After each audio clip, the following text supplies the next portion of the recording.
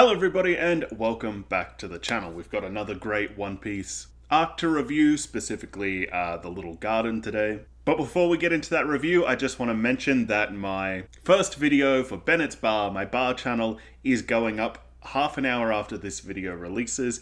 I'll link that channel down below in the description. It is a video all about One Piece cocktails. It's my first video. I was a little nervous making it, so please go and get it some love after you finish watching this video. And let's get straight into this review.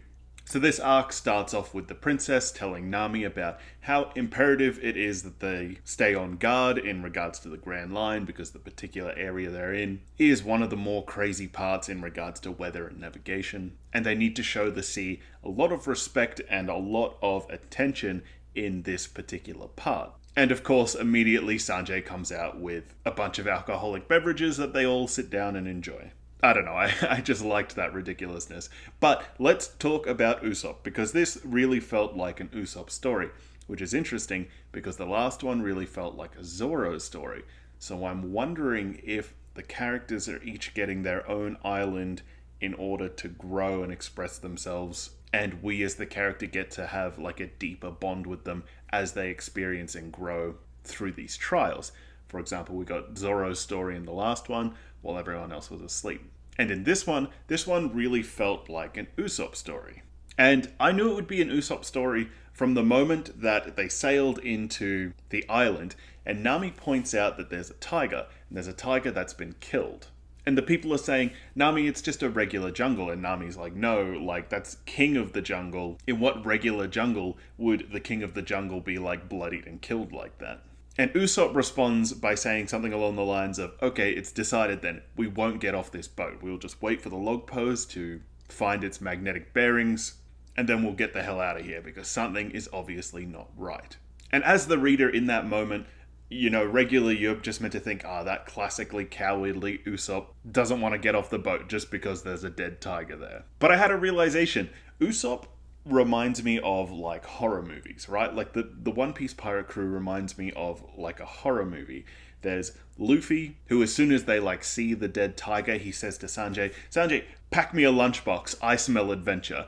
And he immediately just goes for a walk with his lunchbox and takes the princess along with him. Then there's Zoro, and Zoro's just like, well, if nothing's going on, I guess I'll just go for a walk in the woods. And Sanjay's like, well, can you hunt down some food for us? And then they get into an argument, and then Sanjay goes off into the woods as well to also go hunting. And the whole time, Usopp and Nami are there like, what are you guys doing? Don't go for a walk in the mysterious woods where, you know, something just killed a tiger. And it just feels like the classic horror movie of like people being dumb and getting themselves killed. And Usopp and Nami represents us as the audience yelling at these people like, don't go into the abandoned basement of the insane asylum. Don't investigate that chainsaw noise. It doesn't matter what it is, it can't be good news.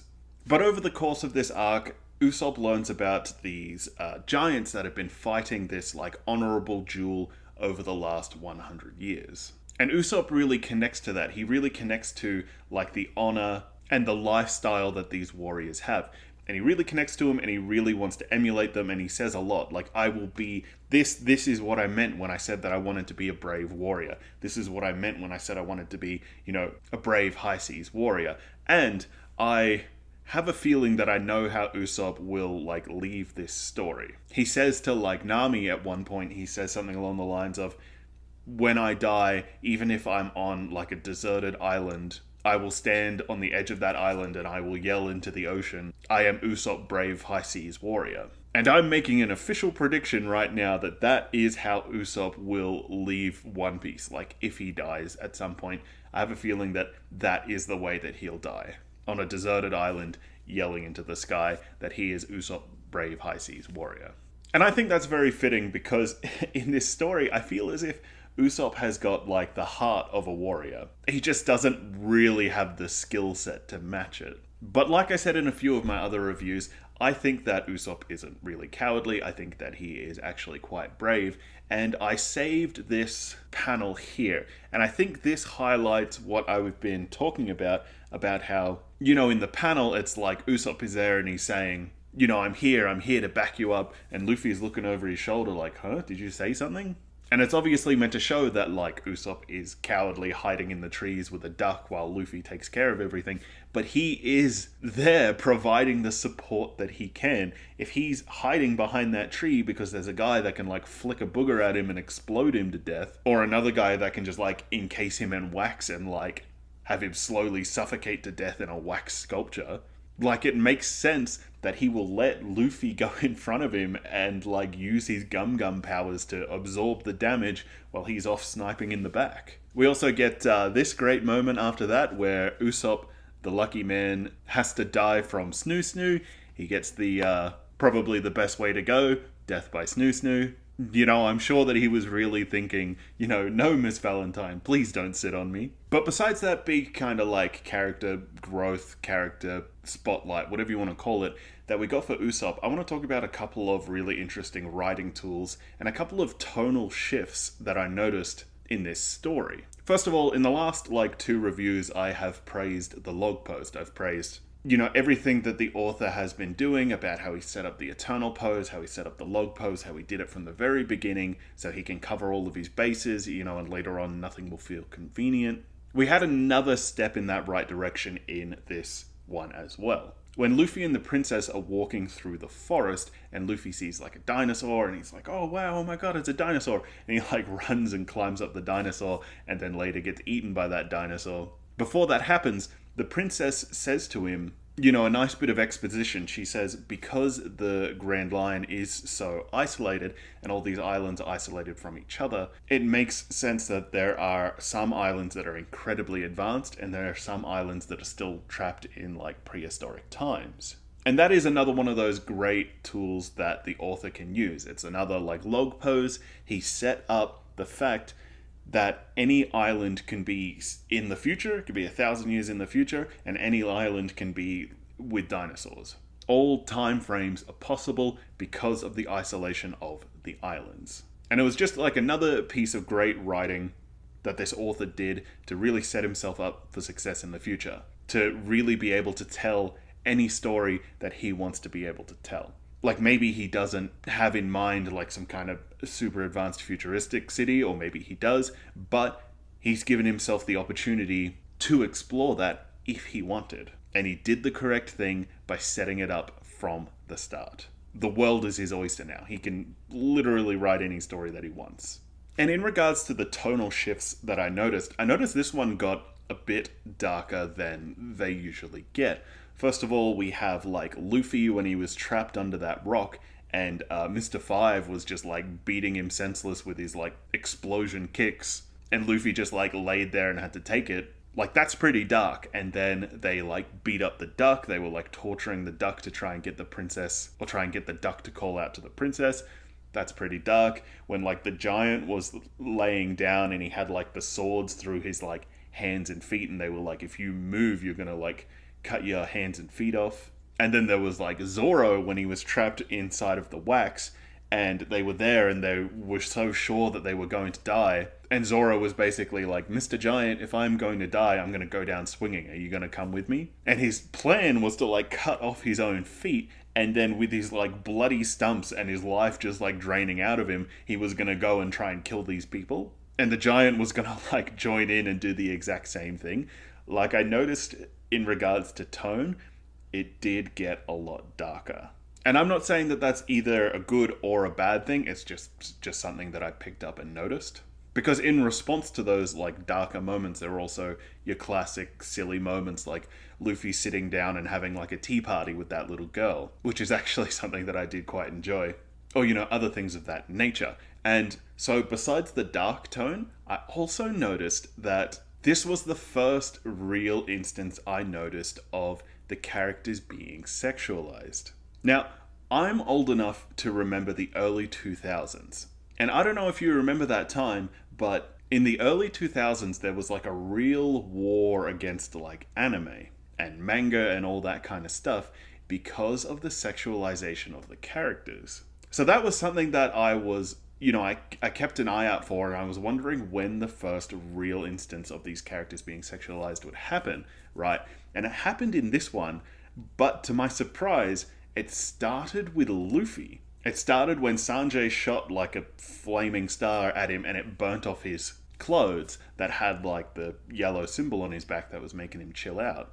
But then we see like a Luffy, and Luffy is like ripped and jacked, and he's basically looking like Thor. And that was the very first instance of a sexualized character in One Piece that was like overtly like that I noticed. And I feel like that would catch a lot of people by surprise that Luffy was the first person, that it was like a dude.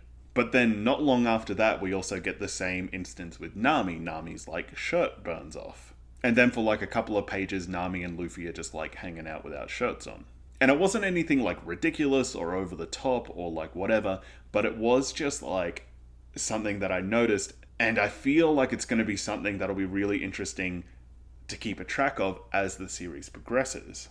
One of the things that I was wrong about, that I am more than happy to admit that I was wrong about, was that I said that I didn't expect the Princess and the Duck to join the pirates' crew because I wasn't expecting them to put too much effort into developing the Duck. But I was very mistaken by that because the Duck has already got a personality, already got a sad backstory, and it has shown like great loyalty to the princess. Right? The Duck was angry when everyone else was angry, all the things that were making the characters like rage or fight or whatever. The Duck felt the same thing, you know, the Duck felt the same fear that Usopp felt. For its sad backstory, it got like beat up, but it was loyal to the princess because it knew that these people wanted it to cry out to the princess so they could harm her, but instead it just like kept its mouth shut and just like took the beating. So to my surprise, the Duck has already got a developed personality, it's already like got a sad backstory, it's already a likable character that could easily assimilate itself into the crew. Another one of the interesting things that I took note of was Luffy and Usopp both were really upset that the Giant's duel got interrupted, or there was like a foul play, or there was a third party that, you know, forced itself into it. However you want to look at it, right? Usopp and Luffy were both upset about this, but I think it's really interesting the differences in why they were upset about it. Now, I've said it a few times, Luffy is like this absolute force of nature, right? He doesn't really think, he just kind of acts. And in this instance, I felt like we really got to feel like a sense of divine justice from Luffy. Like nature really trying to get its equilibrium, like nature's justice. Like I felt like that was why Luffy was angry that this honorable duel got interrupted, or, you know, it was contaminated, however you want to look at it. Whereas for Usopp, it was the honor of the individual warrior. It was the honor of a duel that was besmirched. And, you know, that might not really seem like that big of a difference or that big of a deal, but I honestly really do think it is, because Usopp has been all about trying to become this honorable, brave, high seas warrior. And so when he sees these honorable, brave warriors that he wants to emulate, but the honor in their battle was lost, he feels it personally and it makes him angry. Whereas for Luffy, it wasn't like a personal, it wasn't about the warriors themselves, it was about the nature of an honorable duel being besmirched that made him angry. I don't know, I hope I did a good job of explaining that. You know, like, I don't really script out these videos, it is really just off the top of my head.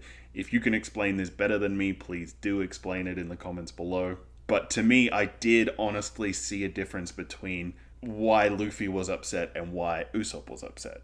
And while we're talking about Luffy, we did get two really great moments with Luffy in this arc. Well, I mean, we got more than two, but two specifically that I want to talk about. First of all, we got a Luffy weakness, which is something that we don't really see a lot of, but in one of my like first 2 or 3 reviews, I think it was the Syrup Village arc, I said, you know, this story, I didn't really care that I didn't know any of Luffy's weaknesses because this story is just so like spectacular. I just want it to happen regardless of Luffy's weaknesses or strength or whatever. But in this one, we got to see a weakness of Luffy, specifically with the little girl that paints. And she could control Luffy's mind and his emotions through the paints. And while they're in the wax, Zoro says something along the lines of, "Oh no, for a simple-minded fool like Luffy, attacks against the mind, hypnosis, and like this kind of manipulation are the most effective attacks against him. And I thought it was really interesting because we did see some stuff like that earlier when they were in the Syrup Village arc and there was the Michael Jackson guy. And I believe he put Luffy under sleep hypnosis. And I believe he also put him under like a rage one when he was like trying to rage up his own crew. So it is really interesting that they kept that consistent weakness of Luffy of his mind, but really thought to emphasize it and bring it back up again. It makes me think that in future arcs this will become like a bigger issue for him. But more than that, I want to talk about when Luffy is chasing Mr. 3, and he's chasing him through the woods, and he comes across this like big crop of like Mr. 3s in the woods, and Mr. 3 says, "Which one of us is the right one? As soon as you walk past me, I'm going to stab you in the back and stab you in the heart and kill you, so you better choose who's who correctly." And then he says something along the lines of, "There's no way that like an idiot that relies only on brute strength and instinct can beat me." And then Luffy immediately like gum foots him in the face and like knocks him out. And the guy's like, "How did you beat me?" And Luffy says, "Instinct." That's such a great action movie one-liner, by the way. But I went back a couple of cells and I like reread that entire part to see if there was any kind of like foreshadowing or see if there was anything that I missed that would let Luffy know which Mr. 3 was the correct Mr. 3. And if you go back and you look at the picture, there is only one Mr. 3 that's wearing a log pose. All the rest of them don't have one on. And I don't know if that's how Luffy picked it because it didn't really like explain it, but I noticed that only one had it and the one that he like knocks out was wearing it as well. And that's just one of those things that like I keep harping on about how brilliant of a storyteller this guy is, how like thoughtful and thought out, and the foreshadowing, and how like rereads are going to be great. I just keep talking about it, and I feel like people might not believe how great and how well written this story is, but then you like go and you look at these little things, these little details that they just don't skip over, that they put in for people who do like rereads, or for people to go back and read, or if they're incredibly astute, maybe they will notice it on their first read through. But it just shows such a care and devotion and love for their craft. And when somebody loves the thing that they do, when somebody cares and is passionate about the things they do, it really comes through and you can really see it and feel it. And that's exactly how I feel about One Piece. Like, this guy knows what he's doing and he's passionate about doing it. All right, and from there we move to the more exposition story thread moments. We get Sanjay where he's talking to Mr. Zero through the snail phone. And, he explains that there's a lot going on in Alabasta. So we know to expect a lot of drama coming out of that area. We also get the Marines. We find out that they intercepted the transmission. We find out that they are still hunting the Straw Hat Pirates.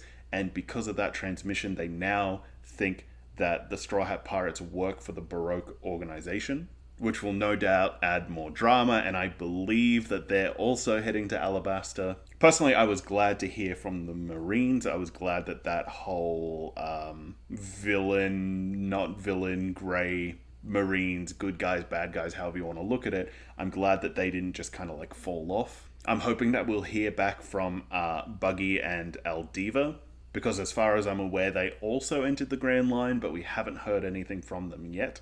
I'm really hoping that we do hear something from them. I would hate for Buggy just to have like fallen off the face of the earth. I really enjoyed the end of the story where we kind of get like that recontextualization of the island. We get like, we know that these giants have been living in like the fish skeletons, or have been living next to the fish skeletons. And we finally, get to understand what that is at the end, because they've like been lined up next to each other and they're arguing about like who hunted the biggest sea monster. And it ties into the story between Zoro and Sanjay arguing about who hunted the bigger dinosaur. It's just another one of those like really nice moments that when you are doing your reread, you'll know that from the start. So you might get a lot more context from the story. And the story ends with Nami having a high fever. Now, I've been predicting this for a while, but I'm pretty sure this is it. This has to be the moment where they finally get a doctor on their ship. right? Because in the next arc, they must be looking for a doctor because Nami ends the story with a high fever. I can't imagine they will look for a doctor to cure Nami and then not take him onto the boat. This has to be the moment they get a doctor. I'm predicting it. I'm like, it has to be, surely. All right, and that is the end of this week's One Piece review. I will be reading the next arc probably as soon as I finish recording this video because I want to know what is going to happen with Nami. I want to know if the princess is joining the crew. I want to know if they're about to get a doctor. But we'll talk about all that next week. Please go and check out my bartending channel that I've just started. The video should have been released by the time this video ends. I will link it down in the description below. Please like this video, leave me a comment down below, subscribe to the channel, and as always, thank you very much.